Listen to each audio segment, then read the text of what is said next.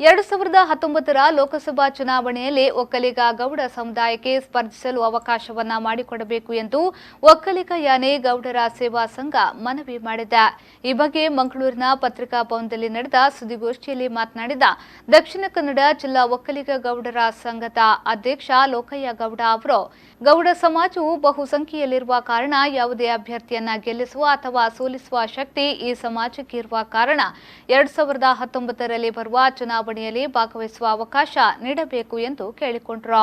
ನಾವು ಜಿಲ್ಲೆಯಲ್ಲಿ ಬಹುಸಂಖ್ಯಾತರು ಮುಸ್ಲಿಮರು ಅತಿ ಹೆಚ್ಚು ಸಂಖ್ಯೆಯಲ್ಲಿ, ಆಮೇಲೆ ಬಿಲವ ಸಮಾಜದವರು ಎರಡನೇ, ಮೂರನೇದಾಗಿ ನಾವು ಒಕ್ಕಲಿಗ ಗೌಡ ಸಮಾಜದವರು ಇದ್ದೇವೆ. ಆದರೆ ರಾಜಕೀಯ ಒಂದು ವ್ಯವಸ್ಥೆ ಬಂದಾಗ ನಮ್ಮನ್ನು ಯಾವ ಪಕ್ಷವೂ ಪರಿಗಣಿಸುವಂಥದ್ದು ಬಹಳ ಕಡಿಮೆ.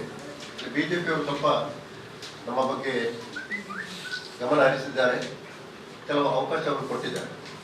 ಅವರಿಗೆ ನಾವು ಧನ್ಯವಾದವನ್ನು ನಾನು ನಮ್ಮ ಜಿಲ್ಲಾ ವತಿಯಿಂದ ಹೇಳ್ತಾ ಇದ್ದೇನೆ.